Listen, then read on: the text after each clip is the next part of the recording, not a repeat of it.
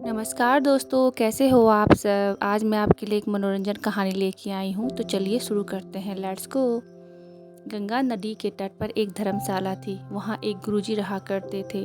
वह दिन भर तप और ध्यान में लीन होकर अपना जीवन यापन करते थे।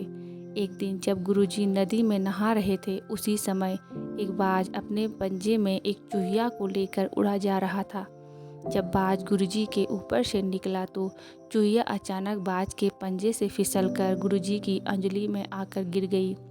गुरुजी ने सोचा कि अगर उन्होंने चूहिया को ऐसे ही छोड़ दिया तो बाज उसे खा जाएगा। इसलिए उन्होंने चूहिया को अकेला नहीं छोड़ा और उसे पास के बरगद के पेड़ के नीचे रख दिया और खुद शुद्ध करने के लिए फिर से नहाने के लिए नदी में चले गए। नहाने के बाद गुरुजी ने अपनी शक्तियों का इस्तेमाल करके चूहिया को एक छोटी लड़की में बदल दिया और अपने साथ आश्रम ले गए। गुरुजी ने आश्रम पहुंचकर सारी बात अपनी पत्नी को बताई और कहा कि हमारी कोई संतान नहीं है, इसलिए इसे ईश्वर का वरदान समझकर स्वीकार करो और इसका अच्छे से लालन पालन करो। फिर उस लड़की ने स्वयं गुरुजी की देखरेख में धर्मशाला में पढ़ना लिखना शुरू कर दिया। लड़की पढ़ने में बहुत होशियार थी। यह देखकर गुरुजी और उसकी पत्नी को अपनी बेटी पर बहुत गर्व होता। एक दिन गुरुजी को उनकी पत्नी ने बताया कि उनकी लड़की विवाह योग्य हो गई है। तब गुरुजी ने कहा कि यह विशेष बच्ची एक विशेष पति की हकदार है। अगली सुबह अपनी शक्तियों का उपयोग करते हुए गुरुजी ने सूर्यदेव की प्रार्थना शुरू कर दी और सूर्यदेव से पूछा, हे सूर्यदेव, क्या आप मेरी बेटी के साथ विवाह करेंगे? यह सुनकर लड़की बोली, पिताजी, सूर्यदेव पूरी दुनिया को रोशन करते हैं, लेकिन वह असहनीय रूप से गर्म और उग्र स्वभाव के हैं। मैं उनसे शादी नहीं कर सकती। कृपया मेरे लिए एक बेहतर पति की तलाश करें। गुरुजी ने आश्चर्य से पूछा, सूर्यदेव से बेहतर कौन हो सकता है?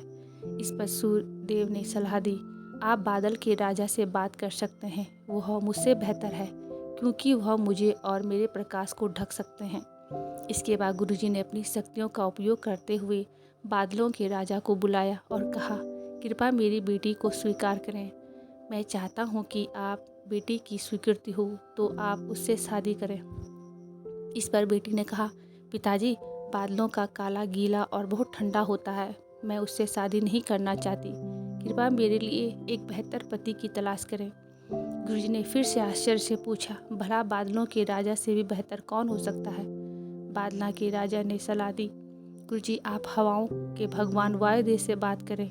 वह मुझसे बेहतर है क्योंकि वह मुझे कहीं भी उड़ा ले जा सकते हैं। इसके बाद गुरुजी ने फिर से अपनी शक्तियों का उपयोग करते हुए वायुदेव को बुलाया और कहा, कृपया मेरी बेटी के साथ विवाह स्वीकार करें अगर वह आपको चुनती है तो।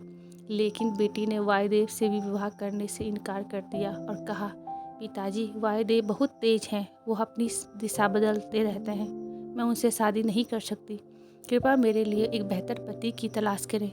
गुरुजी ने फिर सोचने लगे, वायुदेव से भी बेहतर कौन हो सकता है? इस पर वायुदेव ने सलाह दी, आप पहाड़ों के राजा से इस विषय में बात कर सकते हैं। वह मुझसे बेहतर है क्योंकि वह मुझे बहने से रोक सकते हैं। इसके बाद गुरुजी ने अपनी शक्तियों का उपयोग करते हुए पहाड़ों के राजा को बुलाया और कहा, कृपया मेरी बेटी का हाथ स्वीकार करें। मैं चाहता हूँ कि अगर वह आपको पसंद करती है तो आप उससे शादी करें। फिर बेटी ने कहा, पिताजी, पहाड़ों के राज बहुत कठोर है, वह अचल है, मैं उनसे शादी नहीं कर सकती। कृपया मेरे लिए एक बेहतर पति की तलाश करें। गुरुजी ने सोचा, पहाड़ों के राजा भी बेहतर कौन हो सकता है? पहाड़ों के राजा ने सलाह दी, गुरुजी, आप चूहे के राजा से बात करके देखिए। वह मुझसे बेहतर है क्योंकि वह मुझ में छेद कर सकते हैं। आखिर में गुरुजी ने अपनी शक्तियों का उपयोग करते हुए चूहे के राजा को बुलाया और कहा, कृपया मेरी बेटी का हाथ स्वीकार करें। मैं चाहता हूँ कि आप उससे शादी करें। वह आपसे शादी करना चाहती है। जब बेटी चूहे के राजा से मिली तो बहुत खुश होकर शादी के लिए राजी हो गई। गुरु ने अपनी बेटी को एक सुंदर चूहिया के रूप में वापस बदल दिया।